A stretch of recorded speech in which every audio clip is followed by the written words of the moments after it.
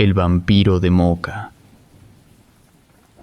En el noroeste de la isla de Puerto Rico se halla el municipio de Moca, cuyos residentes se dedican principalmente a la agricultura, especialmente al cultivo de caña, y también se ocupan de la cría de ganado. En el año 1975, esta tranquila comunidad se vio sacudida por eventos inusuales que desencadenaron la formación del mito conocido como el vampiro de Moca. Fue en febrero de ese año cuando la normalidad de Moca se vio perturbada. Los habitantes del barrio Rocha se encontraron con una escena desconcertante: cadáveres desangrados de animales domésticos, incluyendo vacas, cabras, gansos y cerdos. Aunque las autoridades inicialmente atribuyeron estos incidentes a perros callejeros, los rumores del vampiro de Moca empezaron a difundirse rápidamente entre la población. A medida que avanzaba el mes, el misterio persistía. En marzo, en el barrio Cruz, se descubrió otra víctima, una vaca desangrada, pero lo que agregó un giro aún más inquietante a la historia fue el testimonio de una mujer que afirmó haber visto a una extraña criatura, con apariencia de pájaro, en la misma noche del macabro descubrimiento. La noticia de estos sucesos se extendió como un reguero de pólvora, y la comunidad de Moca se encontró sumida en una atmósfera de inquietud y temor. Las conversaciones cotidianas se llenaron de especulaciones sobre lo que podría estar ocurriendo en su apacible municipio. En marzo, Luis Torres se convirtió en el testigo de unas luces misteriosas que iluminaron el cielo sobre los campos donde yacían los animales muertos. Este fenómeno desató una oleada de especulaciones en la comunidad de Moca.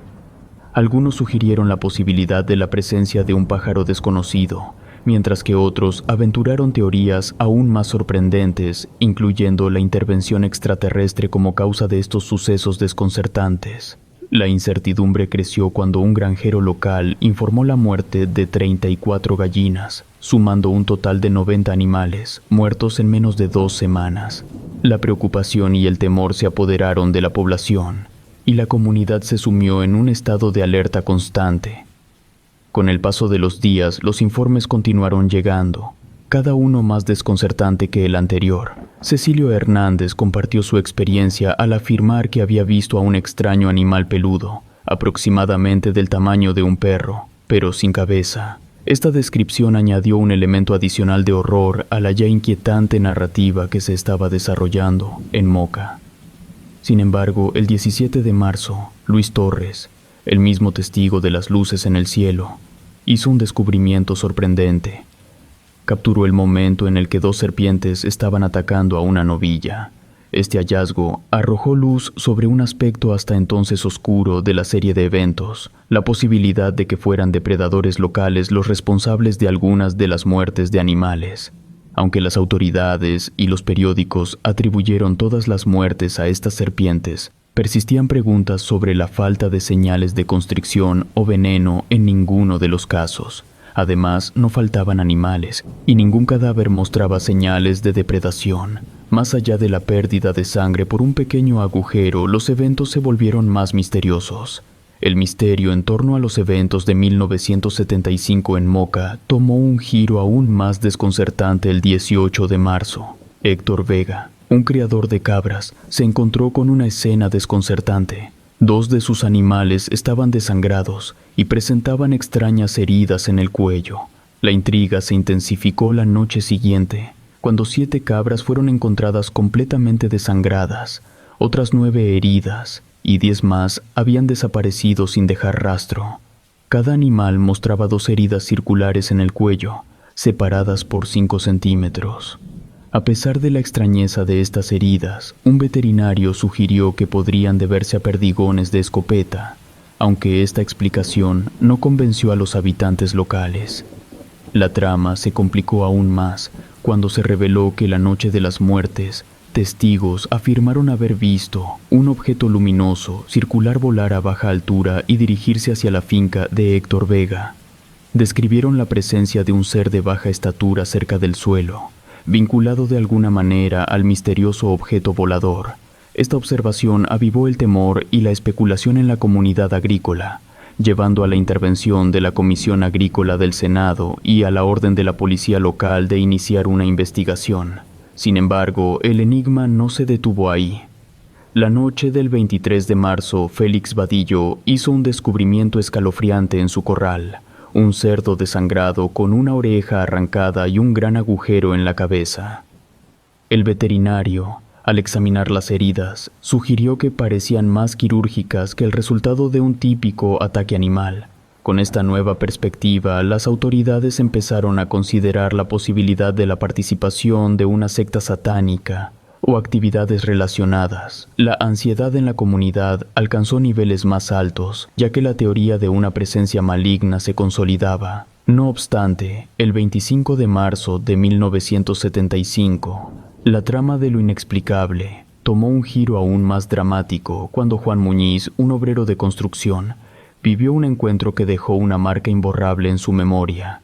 Al regresar a casa al final del día, los sonidos provenientes de la vegetación cercana captaron su atención, y al mirar, se encontró cara a cara con una criatura desconcertante en mitad del camino. La reacción instintiva de Juan fue lanzar piedras para ahuyentar al animal, pero la criatura respondió desplegando enormes alas y lanzándose hacia él, acompañada por un chillido horripilante. La criatura, que pesaba alrededor de 5 kilos y estaba cubierta de plumas grises, presentaba un cuello largo y grueso, creando una imagen surrealista que desafiaba la explicación lógica. Sobresaltado y temeroso, Juan corrió en busca de refugio entre la vegetación circundante, finalmente alcanzando una casa cercana. Allí, relató su encuentro aterrado a los vecinos, quienes al escuchar la historia se sintieron convencidos de que la criatura era el temido vampiro de Moca. Armados con escopetas y machetes, los vecinos emprendieron una búsqueda nocturna, decididos a enfrentar la amenaza que acechaba en las sombras de la comunidad. A pesar de sus esfuerzos, la búsqueda resultó infructuosa. La incertidumbre y los encuentros insólitos continuaron en Moca. El 27 de marzo, otro capítulo peculiar se sumó a la creciente leyenda cuando Maggie Rivera y su esposo Samuel Camacho afirmaron haber avistado una criatura singular. Describieron una serpiente de aproximadamente 2 metros de longitud, pero lo que la hacía inusual era su extraño pelaje y una cabeza desproporcionadamente grande. Estos reptiles fueron etiquetados en los diarios locales como las enigmáticas culebras vampiras, agregando un elemento adicional de misterio y temor a la narrativa en evolución.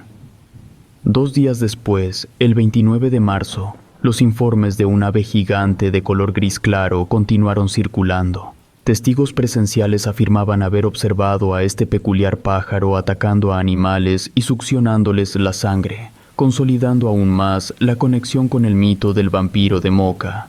Mientras la comunidad intentaba comprender y lidiar con estos sucesos inusuales, se intensificaron los esfuerzos para dar sentido a lo que parecía ser un fenómeno más allá de la comprensión común. Ese mismo día, Mildred Cavan, una técnica en radiación, realizó un descubrimiento intrigante. Al examinar los lugares donde se encontraron los animales muertos, detectó niveles de radiación. Aunque estos niveles no alcanzaban niveles peligrosos, el origen de esta radiación desconcertó a los investigadores y habitantes locales por igual. Este nuevo elemento de radiación añadió una capa adicional de enigma a la situación, desafiando las explicaciones convencionales y manteniendo a la comunidad en un estado de perplejidad ante lo desconocido. El parapsicólogo Carlos Busquets visitó Moca, relacionando los avistamientos con objetos voladores no identificados. Tras investigar, decidió no compartir sus resultados. Las matanzas no cesaban y el 31 de marzo, Francisco Marín Gandía sugirió la posibilidad de un murciélago vampiro introducido ilegalmente en Puerto Rico desde Suramérica. Sin embargo, se cuestionaba su capacidad para matar grandes animales. En abril, los ataques se extendieron a pueblos cercanos de la misma manera. Animales domésticos aparecían muertos y desangrados sin signos de lucha, y los propietarios no escuchaban ningún alboroto. A medida que la comunidad de Moca luchaba por encontrar explicaciones lógicas que cerraran el caso de las extrañas muertes de animales, la ineficacia de estos intentos se volvía más evidente. La situación parecía desafiar la lógica convencional, como si los propios animales permitieran voluntariamente su propio sacrificio.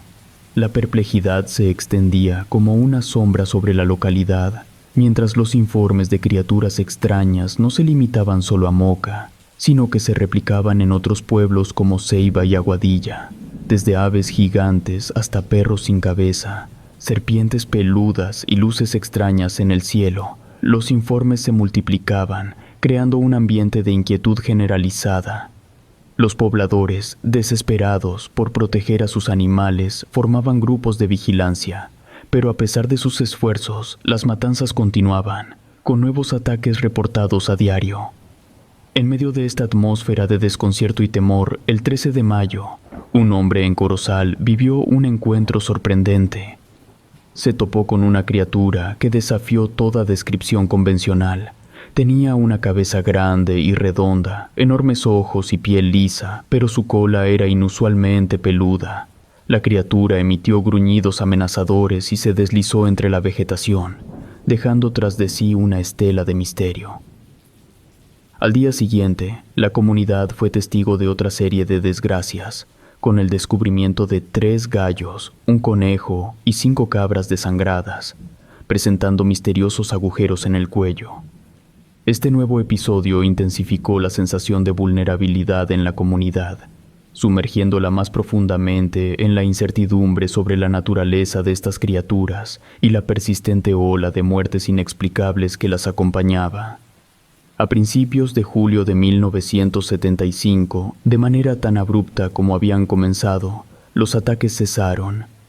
Durante los meses siguientes, la tranquilidad reinó en Moca, sin reportes de muertes de animales ni avistamientos de criaturas extrañas u ovnis sobre los campos. Sin embargo, la incertidumbre y el misterio sobre la causa de los ataques y los avistamientos persistieron, sin una resolución clara.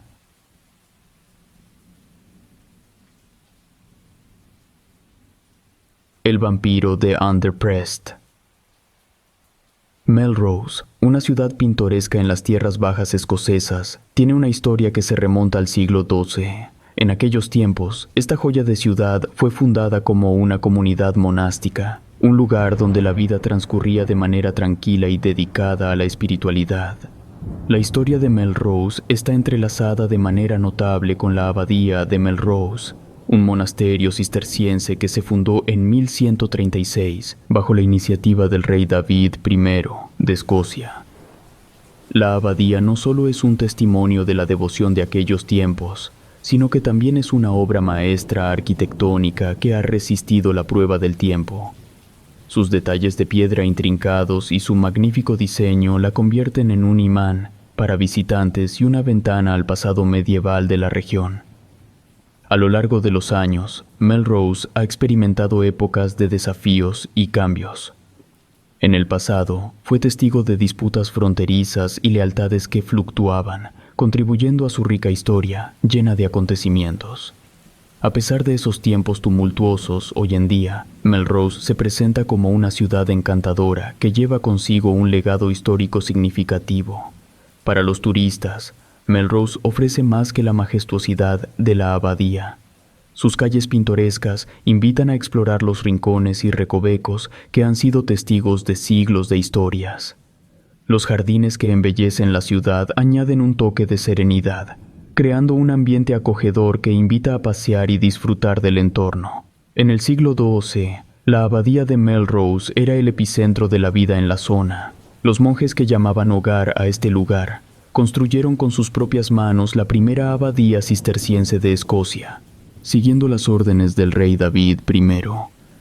Además de dedicarse a la vida espiritual, estos monjes innovaron al introducir nuevas técnicas agrícolas que transformaron la región. Pero su impacto no se limitó a la tierra. También se ganaron renombre en toda Europa por la lana de Melrose, que se convirtió en una mercancía codiciada. Dentro de esta comunidad monástica, sin embargo, surgió una figura peculiar, el sacerdote cazador. A diferencia de sus compañeros más enfocados en lo espiritual, este sacerdote tenía una inclinación poco común hacia la caza. Pronto, su apodo de el sacerdote cazador o el sacerdote perro se hizo famoso en toda la abadía.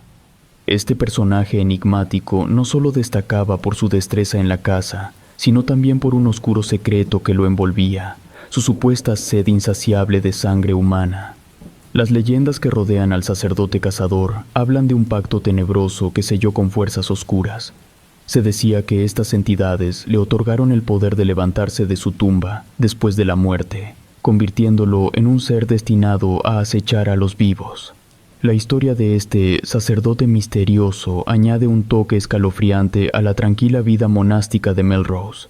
El sacerdote cazador no era precisamente un ejemplo de virtud, se le conocía por su vida no tan santa, siendo un mujeriego y aficionado al alcohol, acciones que avergonzaban a su orden. Su estilo de vida finalmente lo alcanzó, y la muerte lo reclamó en una noche marcada por la embriaguez. Sin embargo, la historia no termina con su fallecimiento. Al contrario, es aquí donde comienza la parte más misteriosa de su leyenda.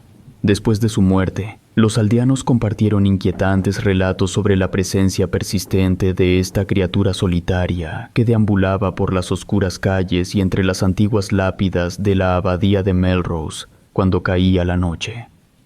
Se decía que el aire nocturno resonaba con sus lastimeros lamentos, enviando escalofríos a quienes tuvieron la desgracia de escuchar. La macabra leyenda del sacerdote cazador da un giro aún más oscuro al susurrarse que persiguió implacablemente a una de sus antiguas amantes, una mujer que residía cerca de la abadía. Aunque en vida pretendía ser su capellán devoto, la realidad de su relación distaba mucho de los reinos de la santidad. En una noche oscura, el sacerdote cazador, con pleno conocimiento de la morada de su amante, se deslizó sigilosamente hasta su habitación. Sin embargo, sus intenciones estaban lejos de buscar consuelo o afecto. Lo que realmente ansiaba era algo mucho más oscuro, la esencia vital de su antiguo amor. La mujer, al despertar, se encontró con una escena de horror indescriptible. El cuerpo sin vida de su ex amante se movía hacia ella con amenazas malévolas, animado por fuerzas siniestras. Un grito desgarrador rompió el silencio de la noche, llegando a los oídos de los vecinos cercanos. Rápidamente corrieron en su ayuda, enfrentándose al malévolo monje que acechaba la habitación. Con valentía y determinación lograron expulsar al sacerdote, poniendo fin a su aterrador intento de robar la vida de su amante y sellando su leyenda espeluznante para siempre en la memoria de la comunidad. Sin embargo, este incidente no fue el último capítulo de la historia del sacerdote cazador. Poco después, el perturbador personaje intentó ingresar audazmente a la venerada abadía de Melrose. Con una febril determinación, arañó y golpeó las robustas puertas de los claustros, dejando a los monjes temerosos al otro lado que solo podían hacer frente a la amenaza con fervientes rezos. Aunque este intento pudo ser contenido momentáneamente, fue solo un respiro fugaz. El sacerdote malévolo persistió en su acecho, continuando sus rondas en las sinuosas calles de la ciudad en las noches más tenebrosas. Finalmente, llegó la última y aterradora visita del espíritu del sacerdote cazador a su antigua amante. Sobrecogida por el miedo, la mujer lanzó gritos penetrantes que resonaron en la noche, sirviendo una vez más como una llamada urgente de socorro. Estos sonidos desesperados alcanzaron los oídos atentos de los vigilantes habitantes del pueblo, quienes, ya familiarizados con los horrores de encuentros anteriores, se apresuraron a venir en su ayuda. Unidos en determinación, los residentes repelieron al repugnante sacerdote cazador, ahuyentándolo de nuevo a la oscuridad de la noche. Este momento crucial marcó un cambio en la actitud de la comunidad. Los lugareños, acosados por los recurrentes ataques de este ser malévolo, exigieron una acción decisiva. La ciudad, envuelta en la oscura sombra de esta amenaza vampírica, necesitaba ser liberada. En preparación para su encuentro final con el vampiro malévolo, los piadosos monjes de la abadía emprendieron un viaje espiritual, ayunando y rezando durante varios días. Lo que no sabían era que el astuto y malévolo vampiro aprovecharía la vulnerabilidad y tomaría la oportunidad de infiltrarse en los terrenos sagrados. Cuando el sol se despidió en el horizonte, tiñendo las antiguas lápidas de la abadía con sombras, la presencia siniestra del sacerdote cazador emergió. En un instante se transformó en la figura de un murciélago. Su silueta salía de entre las tumbas como un presagio de desgracia inminente. Sin embargo, Los monjes no pasaron por alto esta aterradora manifestación. En una vigilia silenciosa, observaron cómo el murciélago siniestro planeaba ominosamente sobre su propia tumba. Frente a esta amenaza sobrenatural, los valientes monjes no se quedaron de brazos cruzados. Con astucia idearon un plan audaz para enfrentar al sacerdote cazador y poner fin a su reinado de terror. Decidieron dividirse en grupos, con 3 monjes acechando entre las sombras y un alma valiente ofreciéndose como cebo. El monje solitario, armado con un hacha imponente y el coraje que solo puede brotar de la determinación inquebrantable, se mantuvo firme. Estaba listo para enfrentarse al espíritu malévolo que amenazaba la paz de su comunidad. No pasó mucho tiempo antes de que el sacerdote cazador, atraído por la valentía imperturbable del monje, cayera en la trampa ingeniosamente preparada. El vampiro se manifestó frente al valiente monje, una figura de malicia que desafiaba toda lógica y comprensión. Sin embargo, el monje, lleno de determinación, no se inmutó ante la presencia aterradora. Con un hacha firme en sus manos, desató un poderoso golpe que cortó el aire y se estrelló contra la forma etérea del vampiro, enviando ondas de energía a través de la noche. El vampiro, sintiendo la fuerza imparable del golpe, se retiró. Como si la derrota lo acechara, se desvaneció lentamente, fundiéndose en la sagrada tierra que rodeaba su propia tumba. Este momento crucial marcó el comienzo de 2 narrativas divergentes en la leyenda. Para algunos, la tierra sagrada se convirtió en su prisión, absorbiendo al sacerdote cazador y engulléndolo en las profundidades de la misma tierra que una vez le había brindado refugio. Se dice que su malévola esencia quedó atrapada para siempre, una advertencia sombría de las consecuencias de sus acciones. La tierra, impregnada de su maldad, selló su destino en un oscuro abrazo.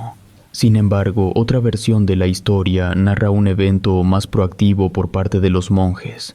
Después de la retirada del vampiro, los 4 monjes, llenos de valentía y determinación, decidieron no dejar nada al azar. Con conocimiento de las artes sagradas, se dirigieron a la tumba del sacerdote cazador y con precaución la abrieron. Lo que encontraron dentro no fue solo el reposo aparente de un vampiro derrotado, sino su ataúd oscuro que emanaba una presencia oscura. Sin dudarlo, los monjes extrajeron el ataúd, revelando al sacerdote cazador en su estado inerte. Este acto valiente y decidido llevó a los monjes a un último enfrentamiento con la criatura de la noche. Con determinación inquebrantable, los monjes llevaron el ataúd fuera de la abadía, hacia el claro resplandor de un nuevo día. Allí expusieron al sacerdote cazador a la luz purificadora del sol.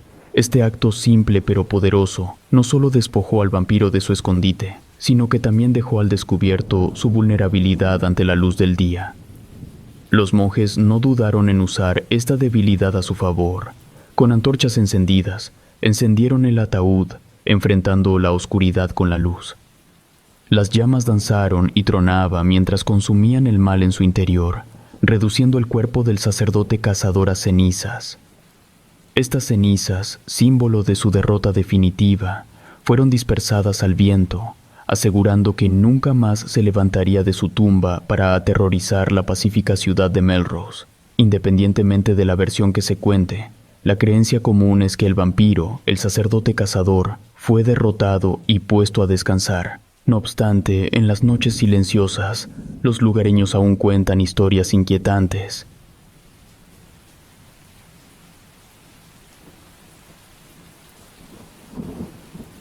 La vampira demonio. Me llamo Paul, tengo una doble nacionalidad, soy mexicano por parte de mi madre y estadounidense por parte de mi padre, pero a pesar de que yo siempre me he sentido orgulloso de mis raíces mexicanas, lo cierto es que soy más gringo, para empezar porque nací allá, luego aunque viví 17 años en México, esos mismos 17 años estuve yendo a la escuela allá en Estados Unidos, luego me uní a los Marines, estuve activo durante 7 años y después lo dejé para dedicarme a dar clases de inglés. Pero nunca trabajé en México, como estando en los Marines íbamos mucho a Japón, pues me hice de conocidos, y allá fue donde empecé a enseñar inglés. Después me mudé a Hong Kong, obviamente ahí trabajé dando clases, y luego me volví a mudar. a Filipinas. Aquí es donde vivo y trabajo desde hace 10 años. En estos 10 años no solamente me he dedicado a trabajar, sino que aproveché para estudiar la carrera de antropología. Nunca he tenido la intención de ejercer, pero fue algo que me llamó la atención. Perdonen si me estoy alargando, pero todo esto era necesario para contextualizar lo que quiero contar.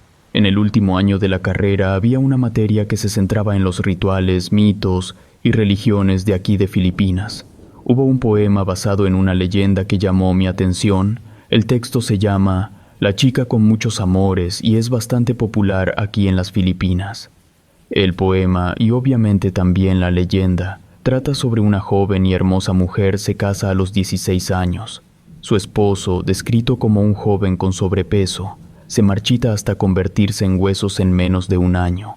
Después de su muerte, la mujer se casa una y otra vez con el mismo resultado, hasta que llega a su cuarto esposo.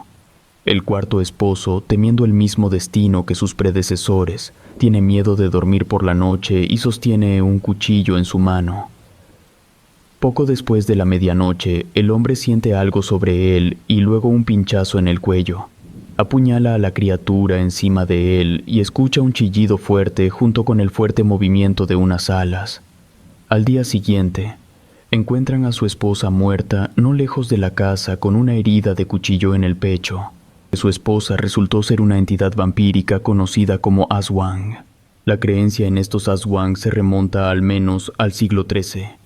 Incluso en el siglo XVI, los colonizadores españoles notaron que el Aswang era la criatura mítica más temida en estas tierras.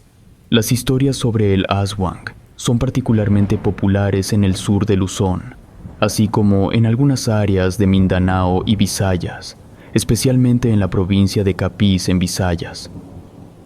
En estas regiones, el Aswang se ha arraigado en la conciencia colectiva, formando parte de las narrativas locales. El Aswang es una criatura con similitudes a brujas y nahuales mexicanos. De manera un poco burda, se podría entender como si una bruja y un nahual tuvieran un hijo que no es ni bruja ni nahual, sino una mezcla de ambos. Aquí quiero aclarar algo. Aswang puede ser tanto macho como hembra. Esto es porque el Aswang es un vampiro, macho, pero es capaz de tomar forma femenina.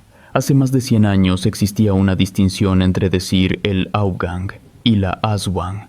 Cuando se refería a la criatura de forma masculina, era a modo de señalar al monstruo como tal, y cuando se le refería de forma femenina, era para señalar a su camuflaje humano. Pero de 100 años para acá esa distinción se fue perdiendo, y ahora referirse al Aswang como él o como la no hace ninguna diferencia. Así que cuento notan que cambio de referirme al Aswang como macho a referirlo como hembra. Estoy acostumbrado a la forma de hablar de acá. Regresando al vampiro, la criatura es activa tanto de día como de noche, pero durante el día es vulnerable y puede adoptar la apariencia de una mujer de ojos rojos, no en un sentido diabólico, sino que parece que tal mujer ha pasado mucho tiempo sin dormir. Por lo tanto, aunque sus ojos tienen una notable coloración rojiza, no levanta sospechas a simple vista. Por eso se puede camuflar entre la gente durante el día. Una Aswang puede cambiar de forma a voluntad. La criatura es inteligente y cautelosa, siendo difícil de identificar. Un Aswang puede llevar una vida aparentemente normal durante el día, incluso teniendo una pareja para ocultar sus actividades nocturnas. Es importante destacar que los Aswang no tienen descendencia. No hay reproducción ni nacimiento de Aswang bebés. Estos Aswang, por lo general, fueron hombres que terminaron contaminados por otros Aswang, mientras la criatura tenía forma de mujer. Se contaminan mediante el coito. Podría decirse que todos los Aswang son machos, porque son hombres contaminados los que se convierten.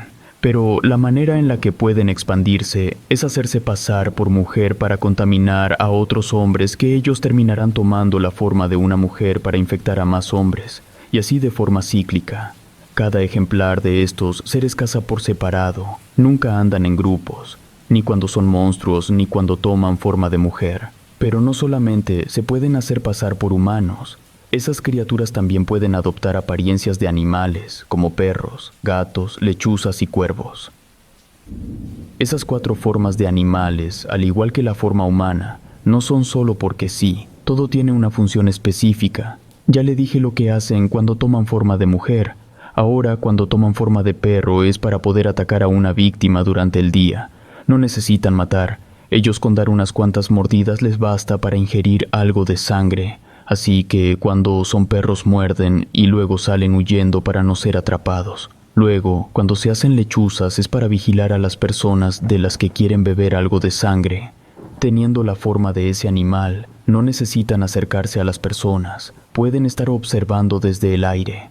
Las cosas se ponen un poco desagradables cuando hay que hablar de su forma de cuervo. Antes una cosa, todo esto no lo vi así mientras estudiaba antropología. En la materia solo se vio el tema de forma algo superficial, pero como me generó mucha intriga, me puse a investigar por mi cuenta, por eso sé mucho del tema. Las fuentes parecen sugerir que los Aswang no solamente ingieren sangre fresca, sino que también tienen la necesidad de tomar sangre de cadáveres, el por qué no tengo idea. Pero el punto es que toman forma de cuervo para andar de carroñeros, esto durante el día, porque durante la noche pueden andar en su forma de monstruo moviéndose entre las sombras. En cuanto a su forma de gato, pues esta la utilizan para poder meterse a las casas donde haya mujeres embarazadas, porque para no ser demasiado explícito, digamos que esos monstruos les gusta comer bebés que todavía no nacen. Obvio no pueden atacar en forma de gato. Estando así, solo hacen vigilancia de cerca esperando el momento oportuno. Y esos ataques tan brutales, solo pueden hacerlos de noche porque cuando hay sol, los Aswang no son tan fuertes, cosa que por la noche son incontenibles y atacan con violencia. Los cazadores que mencioné al principio, los que forman parte del mito, se supone que toda la información sobre los Aswang la han proporcionado ellos, y entre tantos datos, uno muy curioso es que los cazadores solo van tras las bestias en el día, por lo mismo de que son débiles. Claro que identificar a un Aswang en cualquiera de sus formas es complicado, tanto que solo existe una manera, hay que mirarlos directo a los ojos, ya sea en forma de mujer, de perro, de gato, no importa, es un Aswang, el reflejo en sus ojos estará de cabeza. A un Aswang solo se le puede matar cortándole la cabeza. No hay otra manera, ni con fuego, ni a balazos, solamente cortándoles la cabeza. Los Aswang no son como los demás vampiros. Otra cosa que los diferencia es que cuando atacan por la noche, en su forma de monstruo no tienen colmillos. No son Drácula. Se supone que tienen una especie como de lengua medio rara que pincha para poder succionar la sangre. Pero algo que sí tienen en común estos monstruos con otros chupasangre es que tienen cierta debilidad al ajo. Pero no es lo único a lo que les saca la vuelta. También evitan el jengibre y la sal. Cuando llegaron los primeros colonizadores a Filipinas se dieron cuenta que todas las casas tenían sal en las entradas, y eso era precisamente para evitar que un Aswang fuera a entrar. Recuerdo que cuando yo era niño llegué a escuchar una historia en la que cierto monstruo, no recuerdo cuál, tal vez era una bruja o un nahual, que cuando alguien se encontraba con una de esas cosas a mitad de la noche, lo que tenía que hacer era quitarse el cinturón y empezar a azotarlo contra el suelo, y que el sonido que eso producía ahuyentaba al ente, pues resulta bastante curioso que a casi 14,000 kilómetros de distancia se tenga prácticamente la misma creencia. El mito del Aswang dice que azotar contra el suelo una cola de mantarraya genera un sonido que hace que el monstruo se vaya. Repito, eso de que el golpear un cinturón contra el suelo asustaba a una bruja o a un nahual, le escuché allá en México cuando era niño. Estoy seguro que más de uno sabe de qué leyenda estoy hablando. El punto es que resulta bastante curioso que una criatura de Filipinas, que resulta ser una especie de híbrido entre bruja y nahual, tenga la misma debilidad. Yo me considero un hombre escéptico. Nunca he visto nada anormal, ni siquiera un simple fantasma, pero así como no creo en lo paranormal, tampoco creo en las casualidades. Por eso, estoy seguro que este vampiro, el Aswang, tiene algo que ver con los monstruos que hay en México.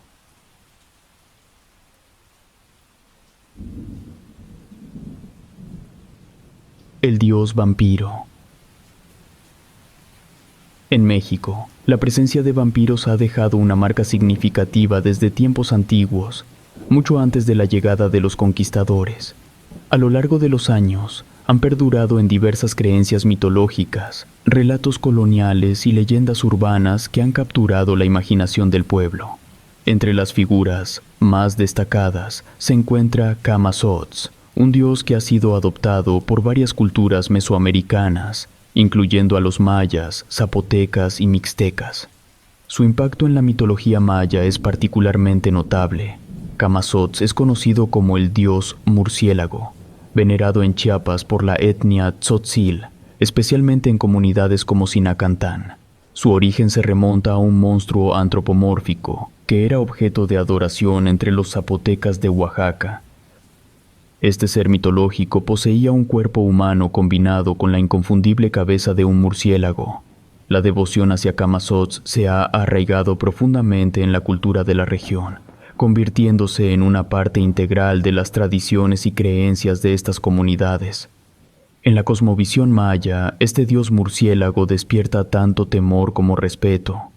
En las noches oscuras, cuando la luna se alza en el cielo, las historias sobre las hazañas y las travesías de Camazotz cobran vida. Se le representa como un ser poderoso, capaz de volar por los cielos con sus enormes alas de murciélago extendidas. La gente relata cuentos sobre sus apariciones misteriosas, asociándolo con la noche y la oscuridad. Los rituales en honor a Camazotz son eventos importantes en la vida de estas comunidades. Los habitantes de Sinacantán, por ejemplo, realizan ceremonias especiales para aplacar a este dios murciélago y buscar su favor. Las ofrendas, a menudo compuestas por elementos simbólicos como frutas y hierbas, son presentadas con gran reverencia. En el antiguo relato del Popol Vuh, se narra cómo Camazotz descendió del cielo con la impactante misión de decapitar a los primeros seres humanos, quienes curiosamente estaban hechos de madera. Esta leyenda se convirtió en parte integral de las creencias mayas. Con el transcurso del tiempo, la figura de Camazotz evolucionó, y los mayas lo reconocieron no solo como un ser oscuro, sino también como un dios vinculado al fuego.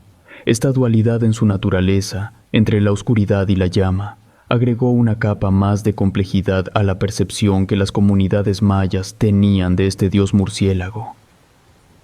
La conexión de Camazotz con la noche no solo evocaba miedo, sino que también se extendía a la esfera de la curación. Contrario a su imagen temible, se le atribuían poderes para sanar enfermedades, creando así una dualidad intrigante entre el pavor y la esperanza entre aquellos que lo veneraban. Este aspecto dual de su naturaleza resuena en las creencias mayas, donde la vida y la muerte coexisten en un delicado equilibrio.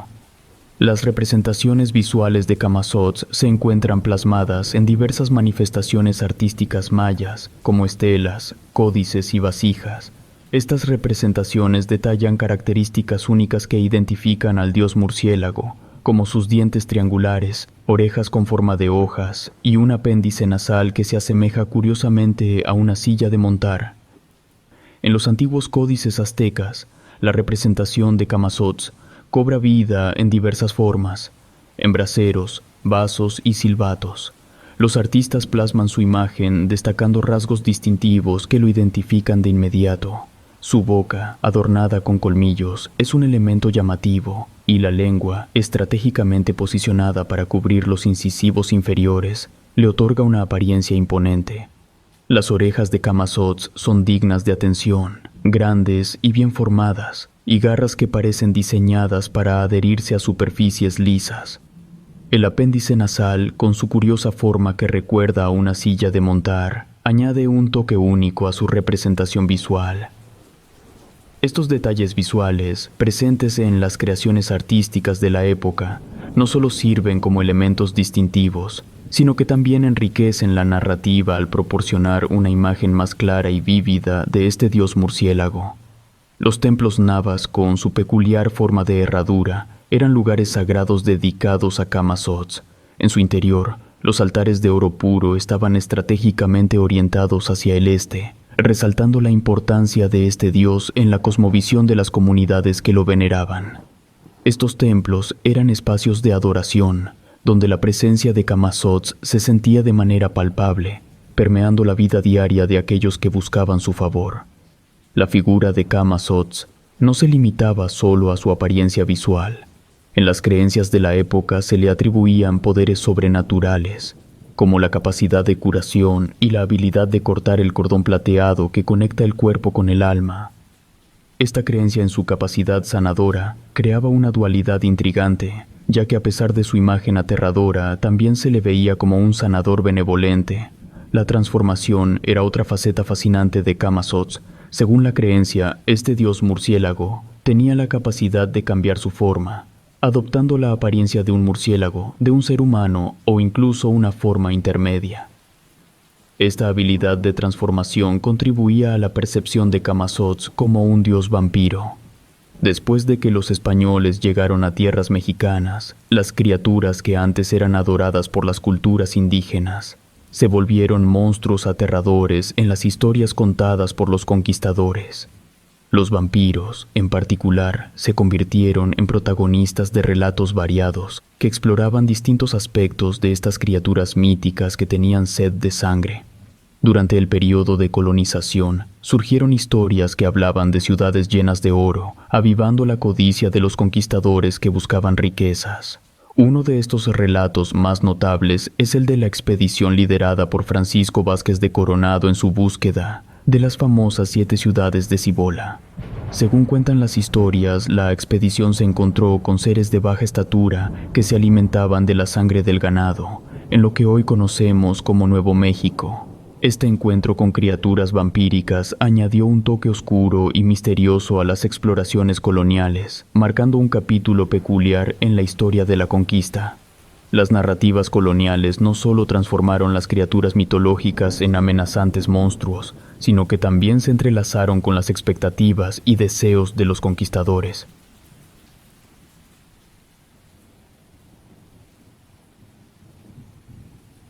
La mujer vampiro. La historia hablaba de una mujer que vivió en la localidad a mediados del siglo pasado, esposa de un influyente jefe de una refinería local. Sin embargo, lo que la hacía aterradora era su devoción por la iglesia de San Juan del Bosco en la colonia Árbol Grande. Su fervor religioso se manifestaba en cuantiosas donaciones para el mantenimiento del templo, como si su alma estuviera ligada a una maldición que requería constantes ofrendas para apaciguarla, como si estuviera atrapada en un ciclo eterno de sacrificio. La mujer vampiro de Árbol Grande era un misterio oscuro que desafiaba las leyes de la vida y la muerte. Parecía condenada a una existencia eternamente maldita, con su historia entrelazada con las sombras de la iglesia y los susurros del viento nocturno. La trama tomó un giro inquietante cuando sus hijos, en un acto aparentemente lleno de amor, decidieron llevarla a la ciudad de Salamanca, en Guanajuato. Antes de este escalofriante viaje, la anciana hizo una petición macabra al padre de la iglesia local.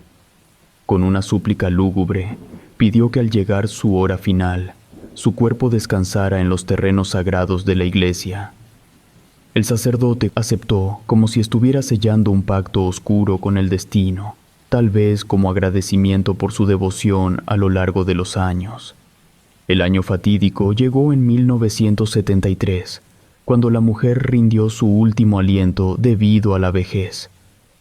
El padre de la iglesia, al conocer su partida, no perdió tiempo en contactar a los hijos para comunicarles la última voluntad de la bondadosa mujer.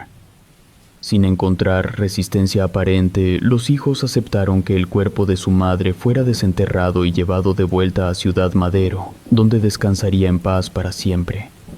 Parecía como si la oscura voluntad de la anciana estuviera entrelazada con el destino mismo. Sin embargo, aquí es donde la realidad comenzó a apartarse peligrosamente de lo esperado.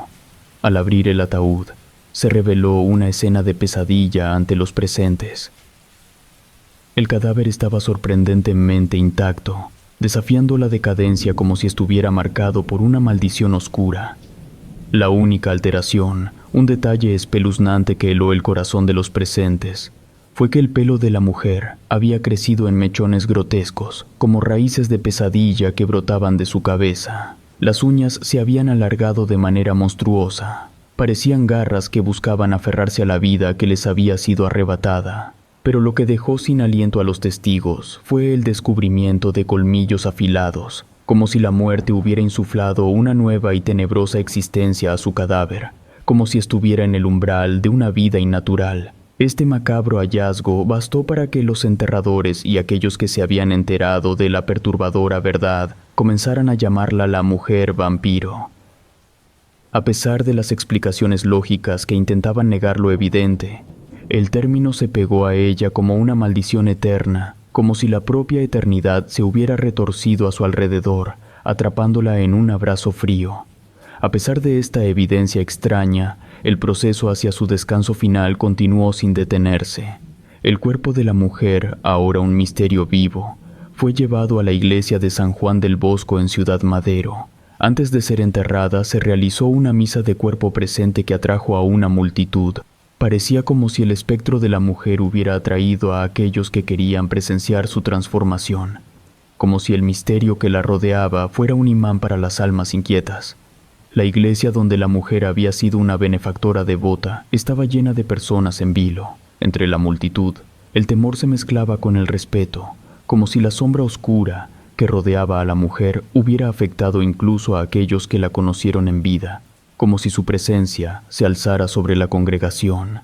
Sin embargo, la tragedia estaba a punto de desencadenarse. En medio del tumulto, un accidente horripilante provocó que el ataúd se desplomara y se abriera, como si el destino mismo insistiera en desvelar un secreto inconfesable.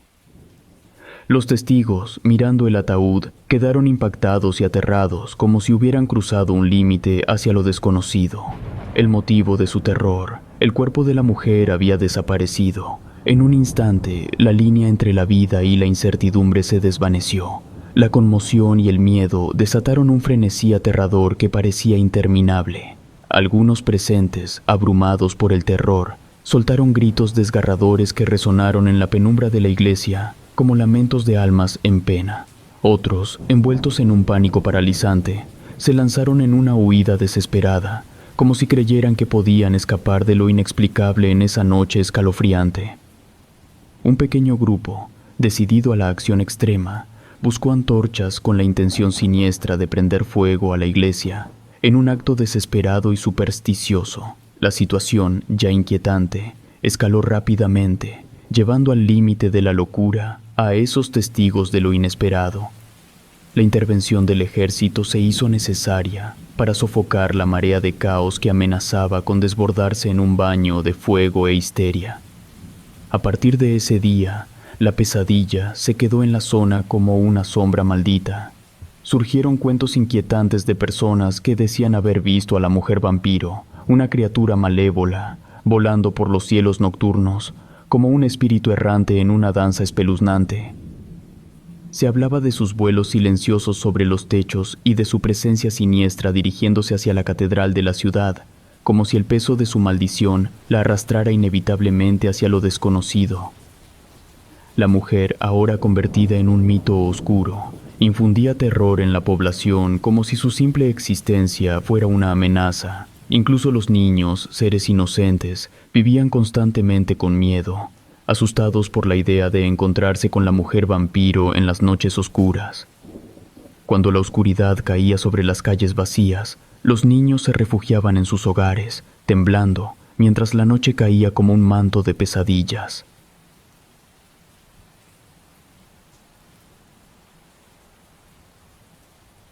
El vampiro de Barranca del Muerto. La leyenda relata que hace no mucho tiempo, un hombre exhausto por una larga jornada de trabajo, abordó el metro en busca del camino de regreso a su hogar. La hora era muy tarde, casi medianoche, y el cansancio lo sumió en un sueño profundo y perturbador. En esto no era diferente de muchos otros pasajeros que, agotados por sus duras jornadas, encontraban en el metro un breve refugio para dormir durante los largos viajes subterráneos. Sin embargo, esa noche, lo que sucedió se apartaría de cualquier expectativa razonable, sumiéndolo en un abismo de terror insondable. El viaje en el tren subterráneo, que había sido tranquilo en su letargo profundo, de repente se volvió macabro y perturbador. El hombre, inmerso en un sueño inquietante, no notó que el tren llegó a la estación terminal de Barranca del Muerto, la última parada de la línea naranja del metro. Los sonidos del tren y el timbre que anunciaba el cierre de las puertas pasaron desapercibidos para su inconsciencia, y solo se despertó cuando el vagón estaba en los siniestros talleres de resguardo. Aturdido y confundido, el pasajero comprendió que había cometido un error fatídico al pasarse de estación. Se preparaba a resignarse a una larga espera en aquel tenebroso lugar hasta que el servicio se reanudara, a las 5 de la mañana. Un sonido extraño, un lamento siniestro que parecía venir desde lo más profundo del vagón, lo motivó a investigar. En la oscuridad, iluminándose con un encendedor, avanzó con cuidado hacia el origen de ese gemido espeluznante. Lo que descubrió desafiaba toda razón y lógica. Una criatura aterradora, de más de 2 metros de altura, delgada y con orejas puntiagudas, acechaba en las sombras. Sus garras, afiladas como cuchillas, se aferraban a un indigente desafortunado, y su piel amarillenta brillaba en la tenue luz. La bestia se lanzó sobre el mendigo. Sus fauces hambrientas se hundieron en su cuello en un frenesí de sangre y dolor. El pasajero, petrificado de terror, presenció la escena macabra que se desarrollaba ante sus ojos y sintió cómo su propia sangre se helaba en las venas. El encuentro con lo inhumano dejó al hombre en estado de shock, pero la criatura, con sus sentidos agudos, percibió su presencia. Con una mirada de maldad insondable, la bestia volteó la cabeza hacia él, revelando ojos que parecían hundirse en un abismo de oscuridad. Antes de que el miedo se apoderara por completo de su razón, el hombre reunió sus últimas fuerzas y huyó desesperadamente. A través de una ventana del tren se lanzó al vacío y en la oscuridad de los túneles del metro luchó por su vida, dejando atrás a la criatura hambrienta. Finalmente, llegó a la estación y su resistencia colapsó. Perdió el conocimiento y al despertar estaba rodeado por el personal del metro. Con palabras entrecortadas les contó su espantosa experiencia tratando de describir la criatura de pesadilla que había encontrado. Sin embargo, su relato sonaba tan increíble, tan difícil de creer, que el personal del metro, incrédulo, solo pudo asentir condescendientemente, pensando que había experimentado una alucinación debido al cansancio y el estrés. Las criaturas de la noche y los horrores que acechan en las sombras del metro quedaban relegados al reino de la imaginación y la pesadilla. En medio de la oscuridad que envolvía el lúgubre metro, un escalofrío recorría la espina dorsal de una empleada del subterráneo, quien, consumida por la inquietud, decidió enfrentar los secretos que acechaban en la penumbra. Con pasos decididos, se encaminó hacia el vagón donde la pesadilla había cobrado vida. Al llegar, con la respiración agitada y el corazón latiendo con fuerza, presenció una escena aterradora. Una ventana de seguridad, normalmente impenetrable, estaba abierta de par en par. En el interior del vagón, el suelo metálico estaba salpicado con gotas de sangre fresca, una visión que le heló la sangre y dejó su mente aturdida. Las crónicas de terror seguían desarrollándose en la estación Barranca del Muerto. Personas, vencidas por el cansancio, caían en un sueño profundo, solo para despertar en medio de la noche, sobresaltadas por una entidad maligna que se acercaba a ellas. Era alta, sombría y llevaba intenciones malévolas. Sus víctimas quedaban paralizadas por el miedo en ese rincón maldito de la estación. Incluso entre el personal de limpieza y mantenimiento, las historias de pavor continuaban su perturbador relato. En los entrelazados túneles subterráneos habían escuchado susurros siniestros y sonidos inhumanos, emergiendo de las sombras, como si fueran el eco de una pesadilla que cobraba vida. Pero sus relatos caían en oídos incrédulos, diluyéndose en un mar de escepticismo, pues el miedo a lo desconocido y a lo inexplicable se erigía como un muro que separaba la realidad de la fantasía. A pesar de las medidas de seguridad en las estaciones terminales, las leyendas de terror continuaban. La estación Barranca del Muerto, famosa por sus pesadillas urbanas, seguía siendo el foco de relatos de horror. Allí, una figura vampírica, sedienta de la esencia de los vivos, acechaba en la oscuridad del subterráneo. La incertidumbre y el temor persistían en los corazones de quienes se aventuraban a cruzar el umbral de la línea naranja del metro de la Ciudad de México. Entre las sombras, en los rincones más oscuros del metro, la leyenda del vampiro de Barranca del Muerto se alzaba como un espectro maldito, listo para atormentar los sueños de aquellos que desafiaban su siniestro camino.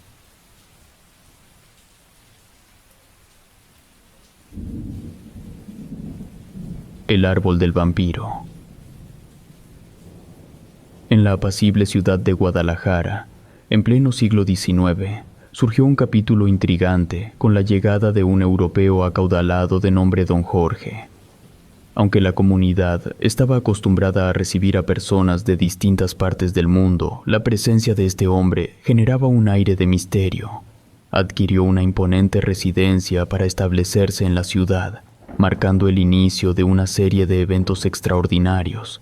Desde el principio, la peculiaridad de Don Jorge no pasó desapercibida. Los lugareños observaron que rara vez salía durante el día, optando por el resguardo de su hogar. Además, se le describía como un individuo retraído, evitando participar en los bailes y festividades del pueblo. Su presencia se limitaba a las oscuras horas nocturnas cuando emergía completamente vestido de negro, envuelto en un aura de misterio. Aunque su comportamiento intrigaba a la población, esta en su mayoría optaba por tolerarlo, atribuyendo sus excentricidades a su origen extranjero. No obstante, en el tranquilo escenario de Guadalajara, poco tiempo después de la llegada de Don Jorge, la comunidad se vio sacudida por la misteriosa aparición de cadáveres de animales. Inicialmente, la preocupación giró en torno a una posible epidemia que amenazaba a las queridas mascotas de los lugareños. Sin embargo, al examinar detenidamente los cuerpos, una verdad más perturbadora emergió. No tenían ni una gota de sangre y presentaban 2 pequeños agujeros en el cuello. A pesar de la inquietud que generó este descubrimiento, la población trató de continuar con su vida diaria, aunque con una sombra de temor persistente. Con el paso del tiempo, la oscura realidad se intensificó. Ahora, no solo eran los animales los afectados, sino también los habitantes de Guadalajara.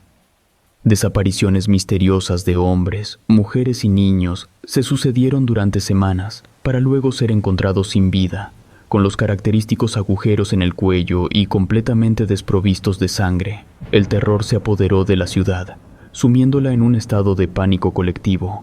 La simple idea de salir durante la noche se volvía aterradora y la desconfianza se infiltraba en cada rincón de la comunidad.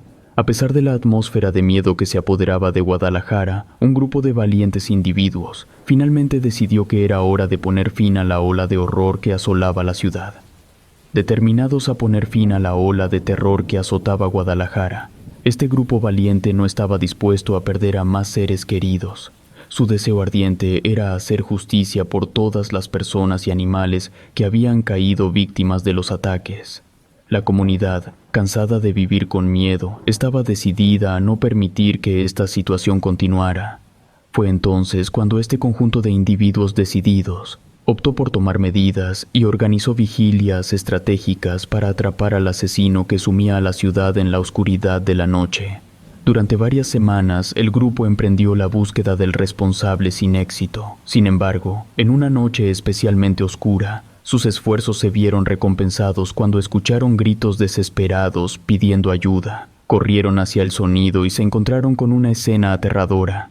Don Jorge estaba tratando de morder el cuello de un hombre que se ganaba la vida vendiendo pan durante las noches. La furia se apoderó de la multitud al presenciar tal atrocidad. Persiguieron al vampiro, quien, consciente de su situación, intentó refugiarse en su opulenta residencia. Sin embargo, el grupo de valientes, armados con estacas que habían preparado anticipadamente debido a sus sospechas de que el asesino era un vampiro, lo acorraló sin darle tregua. Con una determinación sin igual, clavaron la estaca directamente en el corazón del malvado ser. En sus últimos momentos, antes de sucumbir a la derrota, la criatura malévola juró venganza, prometiendo regresar para saldar cuentas. Después de poner fin a la vida de Don Jorge, la comunidad tomó la decisión de enterrar su cuerpo en el Panteón de Belén. Con el temor persistente de que la espeluznante criatura pudiera resucitar, se aseguraron de sellar su tumba con una pesada losa de piedra, buscando prevenir cualquier posibilidad de escape. Sin embargo, para asombro de todos, meses después, la resistente losa cedió, y en su lugar comenzó a crecer un árbol vigoroso que con el tiempo cubrió la tumba con su tronco y raíces. Aunque esta extraña transformación inquietó a los habitantes de Guadalajara, ninguno se atrevió a cortar el árbol, temerosos de liberar algo aterrador y desconocido. En la actualidad, el misterioso árbol del vampiro se alza en el panteón, manteniendo viva la leyenda que lo rodea. La creencia popular sostiene que en el momento en que el árbol caiga o logre romper por completo la lápida que yace debajo, el vampiro resurgirá de su descanso eterno para llevar a cabo su terrible venganza sobre aquellos que lo derrotaron décadas atrás. La comunidad vive con la incertidumbre de lo que podría suceder, y la leyenda del vampiro de Guadalajara sigue siendo parte inalterable de la historia local.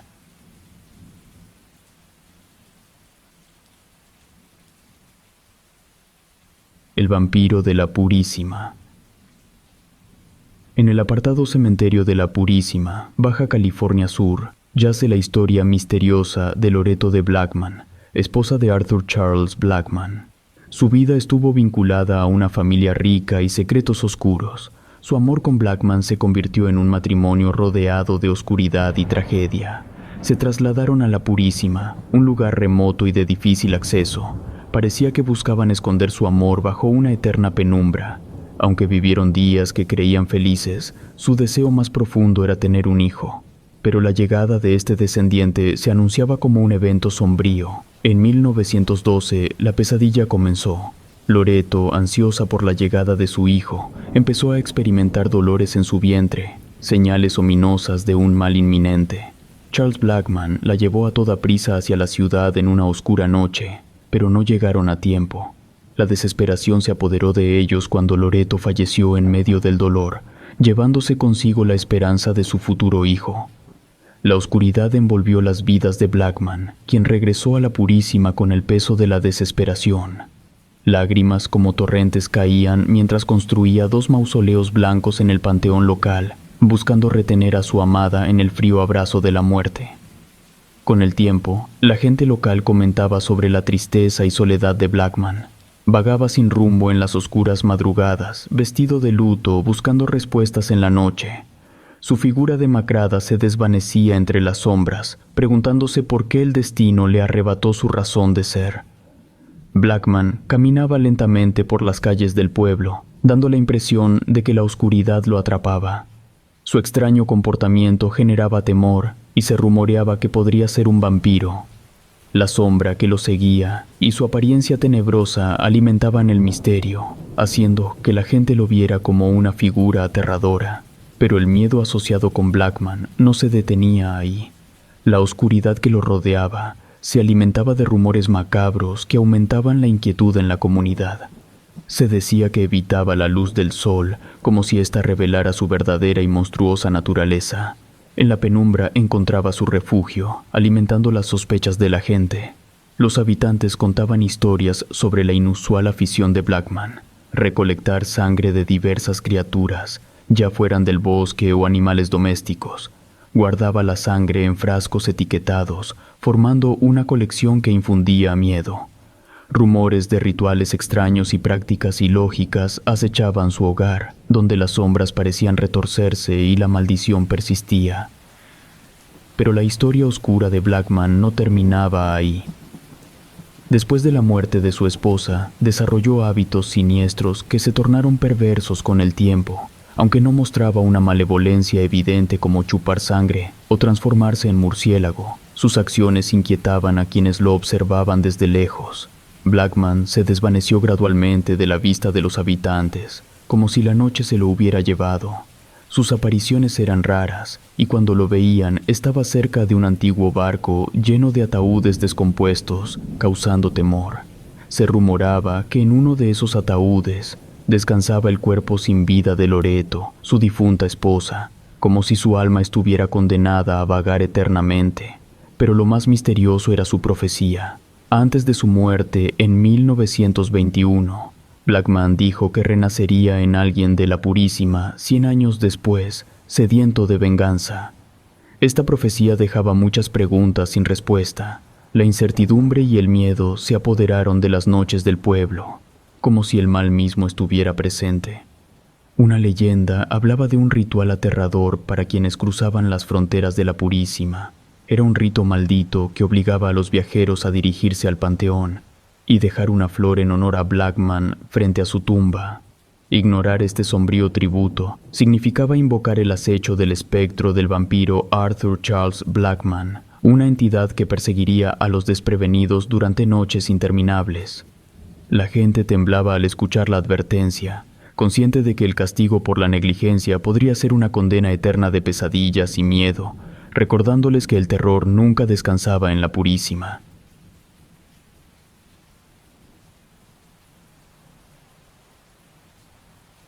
Brujas vampiro. Las tlahuelpuchis son criaturas que se esconden en la oscuridad de la noche para satisfacer su sed de sangre, especialmente de bebés recién nacidos. La creencia en estos seres proviene de una antigua leyenda que ha pasado de generación en generación en algunos estados del país, pero sobre todo aquí en Tlaxcala, que no es donde nací, pero es donde vivo desde hace casi 35 años. Yo he escuchado 1000 historias sobre estas brujas vampiro. La gran mayoría son cosas que la gente se inventa, porque las acciones que describen no corresponden a la forma en la que una tlahuelpuchi se comporta. Yo pienso que muchos canales de YouTube simplemente ponen la palabra tlahuelpuchi en una historia de una bruja normal solo para llamar la atención. Pero así como he escuchado un montón de historias ridículas y sin sentido, también he escuchado historias que, aunque nunca se les describa como tlahuelpuchis por su forma de actuar yo, y los que sean de Tlaxcala, nos damos cuenta de que la historia es de una tlahuelpuchi auténtica. No es por nada, pero yo empecé a seguir este canal por una historia que se subió hace mucho sobre unas tlahuelpuchis, aunque en la historia nunca se les dice de esa manera. Yo supongo que porque la persona que mandó la historia no sabía que las brujas también eran vampiros. Algo que me gustaría aportar sobre estas brujas tan particulares, y esto es algo que casi nadie sabe, es que las tlahuelpuchis, en un principio, allá en los tiempos de nuestros ancestros tlaxcaltecas, estas brujas no eran malas.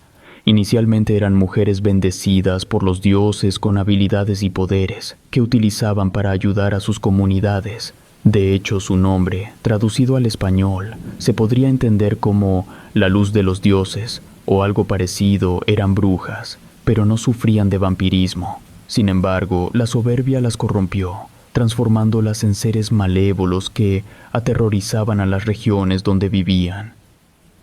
Eso en algún punto provocó que fueran exiliadas de sus comunidades, lo que las orilló, al no tener comida, a tener que alimentarse de sangre, lo que de una manera o de otra terminó por condenarlas con una maldición que será perpetua para todas las de su especie. En muchas ocasiones, una tlahuelpuchi no sabe qué es una cosa de esas, sino hasta que le llega la primera menstruación, momento en el cual se vuelve consciente de su esencia y poderes. Cuando una tlahuelpuchi se vuelve consciente de sí misma, experimenta un hambre insaciable que solo puede aplacarse con la sangre de seres vivos, preferiblemente bebés humanos, con menos de 1 año de nacidos. Algo que es completamente falso es que esas brujas vampiro se pueden transformar en guajolotes. Eso no es verdad. Lo que ellas hacen es invocar guajolotes que les sirven como mensajeros. En lo que sí se pueden transformar es en bolas de fuego. También se pueden transformar en humo, niebla, neblina y también en luciérnagas, aunque eso es muy raro y solo las tlahuelpuchis más poderosas. Lo que he aprendido en tantos años de estar viviendo en tierra de estas brujas vampiro es que sí hay algunas formas de reducir la posibilidad de ser atacado, pero no hay ninguna manera de estar protegido al 100%. Sirven las agujas, los cuchillos, las tijeras abiertas, también los ajos y las cebollas. Pero eso es porque son vampiros, no porque son brujas. Esto no me consta, pero me han contado que hace muchas décadas la gente de San Bernardino de Siena, en el municipio de Contla, se organizó para cazar, enjuiciar y exterminar a estas brujas vampiro. Como era de esperarse, las cosas no salieron bien y las tlahuelpuchis cobraron venganza. Evidencias del registro civil de San Bernardino en Tlaxcala señalan 9 actas de defunciones de niños entre 1918 y 1922, atribuyendo la causa de muerte a ataques de brujas.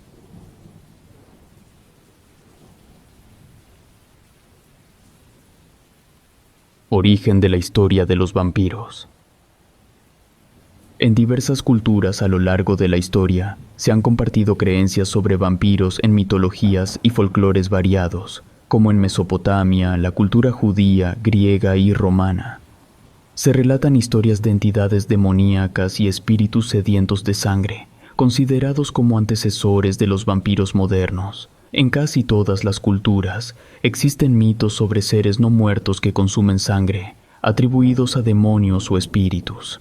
En tiempos antiguos, se asociaban a plagas y desgracias naturales. Ejemplos incluyen a los gules en Arabia, la diosa Sekhmet en el antiguo Egipto, y la figura de Lilith en el judaísmo y cristianismo primitivo.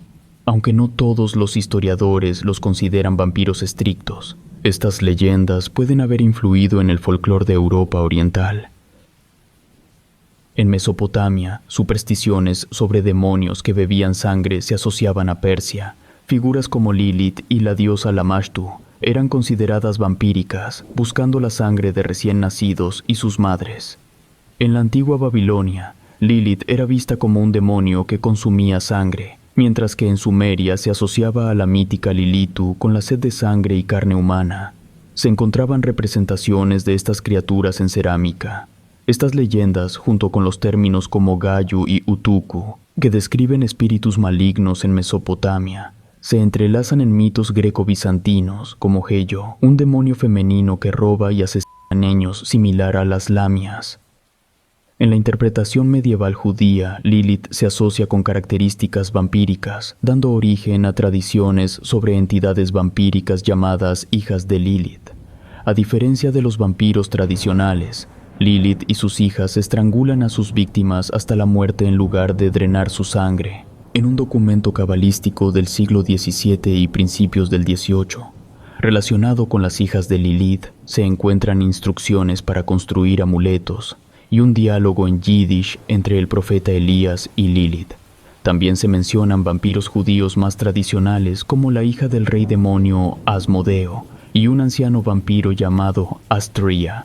Después de la época mesopotámica, las historias de vampiros son escasas hasta las 1001 noches, donde se habla de espíritus malignos que pueden convertirse en vampiros. En la mitología grecorromana, personajes como Empusa y Lamia, vinculadas a la diosa Hécate, son consideradas figuras vampíricas. Empusa seduce hombres para beber su sangre mientras duermen, y Lamia, transformada en un híbrido mujer-serpiente, busca venganza asesinando niños y bebiendo su sangre. Las estirges, criaturas con cuerpo de cuervo o ave, también se alimentan de niños y hombres jóvenes en la mitología romana. Los vampiros rumanos, llamados strigoi, comparten similitudes con las tradiciones eslavas más que con las grecorromanas. Mormo, inicialmente un espíritu que mordía a niños mal portados, se asocia también con una mujer vampiro en algunas obras de Aristófanes. En Europa, especialmente en el centro y este, las leyendas sobre vampiros han dejado una marca significativa en las tradiciones. Estas historias, que circularon ampliamente, influyeron en las creencias europeas. En Europa Central, las abundantes leyendas sobre vampiros moldearon el arquetipo de estas criaturas, impactando en otras tradiciones europeas, especialmente en el siglo XIX, gracias a la literatura gótica y autores como Bram Stoker, Sheridan Le Fanu y Charles Baudelaire. En el folclore eslavo, las causas comunes del vampirismo se vinculan a figuras inmorales que, tras muertes inusuales como el suicidio o entierros sin rituales adecuados, se convertían en vampiros. El Iderk, manifestado en fuegos fatuos, provocaba pesadillas o seducía a los hombres para devorarlos. En algunas tradiciones se habla de vampiros vivientes o personas con dos almas, brujas capaces de realizar acciones nocivas mientras duermen. En Ucrania y Bielorrusia, las leyendas sobre vampiros son más tradicionales. En Ucrania, se considera a los vampiros seres malvados antes de morir, descritos con el rostro rojo y colas pequeñas. Durante epidemias de cólera en el siglo XIX, hubo casos de personas acusadas de vampirismo quemadas vivas por sus vecinos. En los pueblos eslavos del sur, se creía que un vampiro pasaba por varias etapas en su desarrollo, desde una sombra invisible hasta la creación de un cuerpo humano similar al de su vida anterior. Para combatir a los vampiros, se practicaban diversos métodos, como trazar surcos alrededor del pueblo con un arado conducido por hermanos gemelos o clavar un clavo en el suelo de la casa de alguien recién fallecido.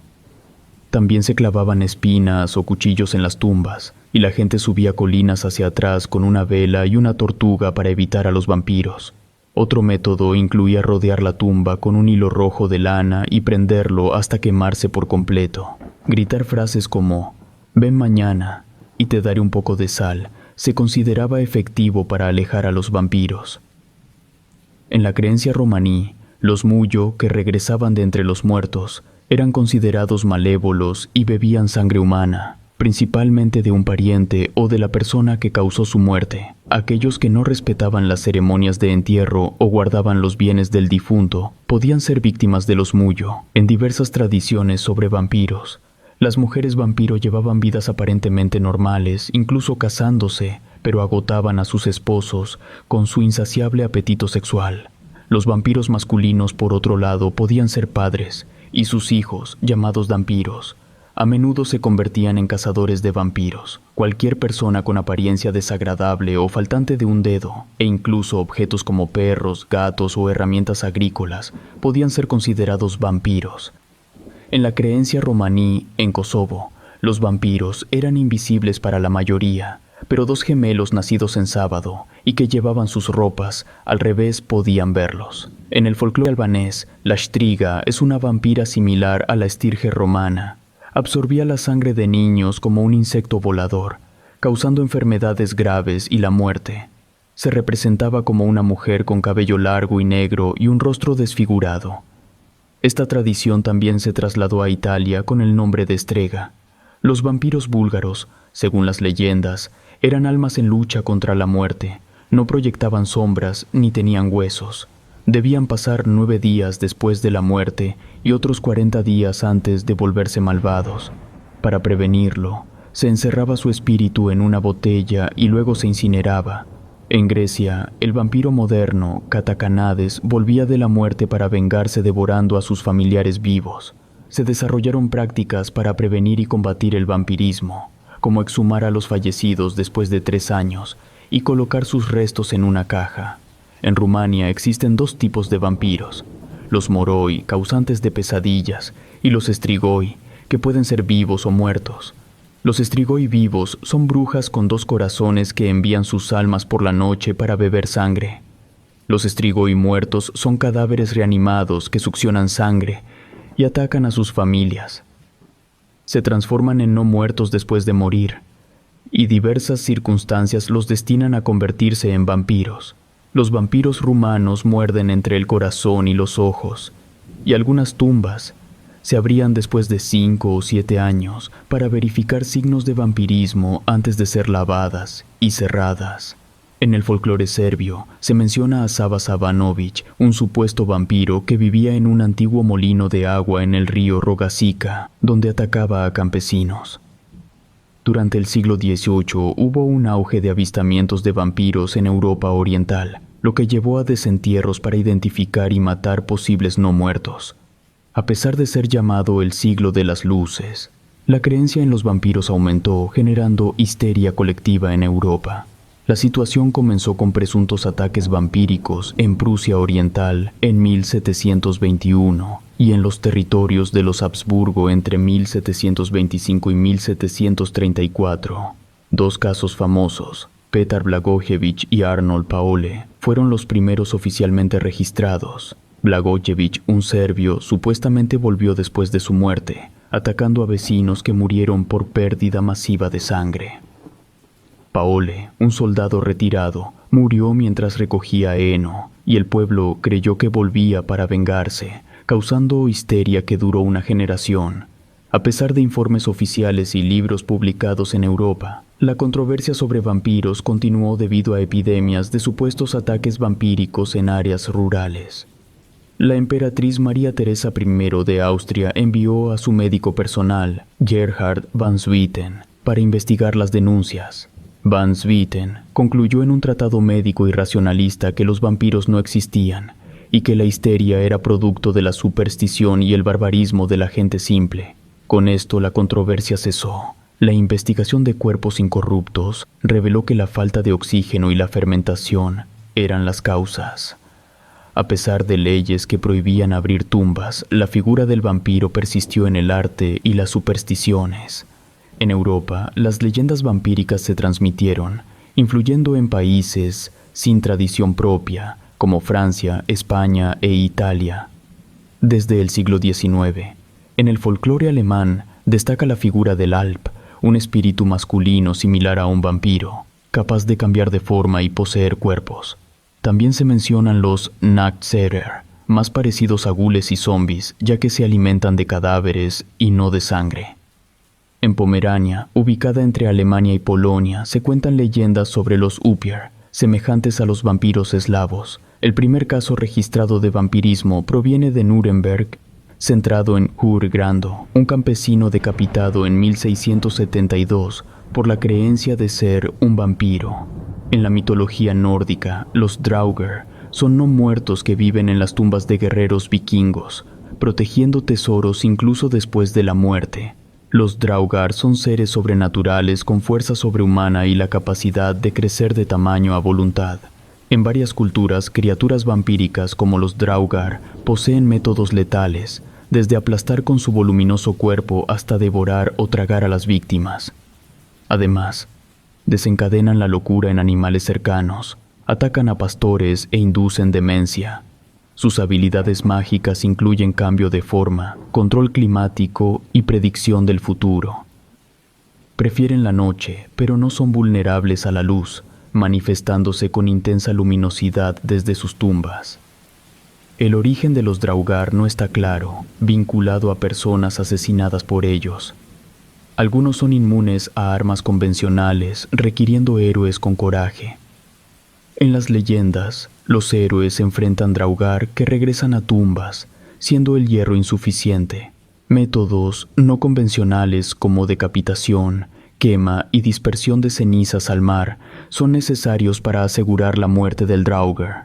En España, varias tradiciones vampíricas existen, como la Guaja en Asturias, una anciana que succiona sangre con un diente. En Cantabria está la Guajona y en Cataluña, el Dip, un perro vampiro. En las Islas Canarias, la leyenda de las brujas del bailadero de Anaga habla de brujas chupadoras de sangre. En el siglo XII, Walter Map y William de Newburgh recopilaron relatos de no muertos similares a vampiros. Ejemplos incluyen el vampiro del castillo de Alnwick en Inglaterra y el vampiro de la abadía de Melrose, un monje no muerto, criaturas como Baob Hansit en Escocia y Lhianan Shi. En la isla de Man también tienen elementos vampíricos. Un caso reciente es el vampiro de Highgate en Londres, con avistamientos en los años 1970. En Irlanda, el Ian Ashi o The Ark Dhu es un espíritu vampírico que sale de su tumba para alimentarse de sangre, contenido colocando piedras en su tumba. Leyendas de criaturas vampíricas en todo el mundo han influido en personajes vampíricos literarios. En Portugal, la bruxa asume forma de pájaro nocturno para atacar a viajeros, siendo un espíritu vampírico hostil. En África, el folclore incluye seres vampíricos como el Asambosam en África Occidental y el Obayifo en África Occidental. En América, mitologías azteca y maya mencionan a Cihuateteo y Camazotz, respectivamente, con similitudes vampíricas. En Argentina se habla de Jucucha, vinculado al vampiro Anchanchu. En Bolivia, la leyenda del Apchanchu describe un vampiro transformable. Diversas criaturas, como Sucuyant en Trinidad y Tobago, Tunda y Patasola en Colombia y Jupia en la cultura taína, tienen características vampíricas en sus leyendas. En Nueva Inglaterra, a finales del siglo XVIII, la creencia en vampiros era común, destacando el caso de Mercy Brown en 1892. En las zonas andinas de Perú, el Pixtaco, un ser vampírico similar al Boogeyman, se teme por su canibalismo. En Asia, las tradiciones vampíricas en China se remontan a 4000 años, con Jiangxi como vampiros reanimados que absorben la esencia vital. Estas creencias también se han extendido a las islas del sudeste asiático. En Filipinas, el Mandurugo y el Manananggal son mujeres vampiro. transformándose para succionar sangre. En Malasia, los Penanggalan pueden ser mujeres hermosas o criaturas oscuras que vuelan de noche. En el norte de la India, los Brahma Rakshasas son vampiros con la cabeza envuelta en intestinos, y el Pichalperi tiene cuerpo de mujer con pies al revés. En Japón no hay leyendas nativas de vampiros, solo se menciona el mito chino de los Yangshi. En Melanesia, la Abere es un demonio femenino que devora a sus víctimas por su belleza. En Nueva Guinea, el Suangi es un brujo vampiro que consume sangre y vísceras. En la mitología aborigen australiana, el Yara Mayawu es pequeño, ataca y bebe la sangre de los viajeros. Aunque hay mitos antiguos, el folclore del vampiro surge en el sureste de Europa a principios del siglo XVIII, siendo generalmente seres malvados no muertos creados por la posesión de un cadáver por un espíritu maligno o por ser mordidos por otro vampiro. La creencia en leyendas sobre vampiros llevó a ejecuciones públicas en áreas donde la histeria colectiva se apoderó de la gente. Este mito universal se relaciona con arquetipos como la muerte, formando parte del inconsciente colectivo que abarca miedos como la oscuridad y la enfermedad. Durante los siglos XVIII y XIX, surgieron leyendas sobre vampiros en Europa, especialmente en el centro y este, influenciando otras tradiciones europeas. La literatura gótica y escritores como Bram Stoker y Sheridan Le Fanu dieron forma a mitos que perduran. Tradiciones de Asia, África y América precolombina se mezclaron con el vampiro europeo, dificultando distinguir creencias autóctonas de influencias culturales. Grupos como los romaníes y los judíos, con tradiciones similares, contribuyeron a consolidar el mito. La figura del vampiro se considera un arquetipo universal relacionado con la muerte, con origen en miedos neolíticos a la oscuridad y la caza. Estas entidades mitológicas comparten la esencia de regresar de la muerte para alimentarse de sangre, siendo el mito una conexión entre el mundo de la muerte y el de los vivos. La sangre es central en las tradiciones vampíricas, simbolizando el alma y la fuerza vital. El acto de beber sangre se interpreta desde una perspectiva psicoanalítica como una sublimación del narcisismo y el complejo de castración. Colmillos, estacas y la muerte del vampiro simbolizan aspectos psicoanalíticos, representando un ser liberado de ataduras morales, muerto simbólicamente por el símbolo del padre, la cruz. Personajes históricos vinculados al vampirismo incluyen a Drácula, la condesa sangrienta y Gilles de Rais. Gilles de Rais, del siglo XV, ejecutado por torturar y matar a niños, se relaciona con el vampirismo por su insaciable sed de sangre. Elizabeth Bathory, la condesa sangrienta del siglo XVI-XVII, fue acusada de desangrar doncellas en Eslovaquia. Vlad Drácula, príncipe de Valaquia en el siglo XV, famoso por empalar a sus enemigos, se conecta al vampirismo principalmente por la obra Drácula, de Bram Stoker, publicada en 1897. Relatos escritos y adaptados por Ramiro Contreras.